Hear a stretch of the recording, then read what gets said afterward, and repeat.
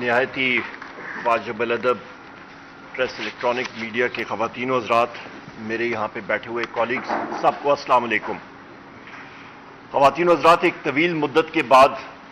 آپ مہربانوں کے سامنے پریس کانفرنس کرنے کا موقع ملا، اور میں زیادہ دیر اس بات پہ نہیں جاؤں گا کہ کن حالات میں ہم لوگ گزرے ہیں، اور یہ تقریباً 10-12 مہینے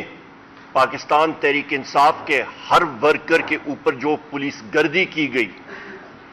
جس طرح ہمیں دیوار سے لگایا گیا، مختلف کیسز میں مبتلا کیا گیا، وہ اس کے اوپر ہمارے ساتھیوں نے بار آواز اٹھائی، اور ابھی بھی مختلف کیسز میں پولیس ہمارے ورکرز کو، ہمارے منتخب ممبرز کو انفورسڈ ڈس اپیئرنس کیسز میں ہمارے لوگوں کو وہ لے کے جا رہے ہیں اور پریشر ڈال رہے ہیں۔ یہ کام کسی کیئر ٹیکر نگران سیٹ اپ کا نہیں تھا، انہوں نے اپنے مینڈیٹ کو ایکسیڈ کیا۔ یہ بات کہتے ہوئے اس وقت یہاں پہ میں یہ ڈکلیئر کرنا چاہتا ہوں کہ انشاءاللہ تعالی رب العزت کے حکم کے ساتھ پاکستان تحریک انصاف مرکز میں اور صوبوں میں حکومت بنائے گی انشاءاللہ۔ اور یہ بات جو لوگ پوچھ رہے ہیں کہ کیسے بنائے گی،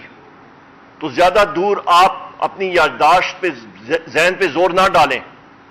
مختلف لوگ کہتے تھے کہ پاکستان تحریک انصاف کے پولنگ ایجنٹس نہیں ہوں گے، امیدواران نہیں ہوں گے۔ امیدواران بھی ملک میں سب سے زیادہ تھے جنہوں نے نامینیشن پیپرز دائر کیے، پولنگ ایجنٹس بھی موجود تھے، فارم 45 بھی ہوا، اور سیٹیں بھی 180 پاکستان تحریک انصاف نے جیتی اور پروف کر کے دیا۔ خواتین و حضرات، میں یہاں پہ یہ بھی کہتا چلوں، اور میں شکر گزار ہوں اپنے اور ملک کے وزیر اعظم اور دلوں کے پہ راج کرنے والے وزیر اعظم عمران خان صاحب کا، اپنی پارٹی کا، جنہوں نے مجھ ناچیز کو اس لائق سمجھا اور مجھے نامنیٹ کیا کہ میں الیکشن لڑوں وزارت عظمیٰ کے لیے قومی اسمبلی میں۔ انشاءاللہ تعالی یہ جیت پاکستان تحریک انصاف کی ہوگی، یہ جیت انشاءاللہ تعالی وزیر اعظم عمران خان صاحب کی ہوگی، اور یہ بھی میں کہتا چلوں کہ یہ کرسی دلوں پہ راج کرنے والے وزیر اعظم عمران خان صاحب کی امانت ہے۔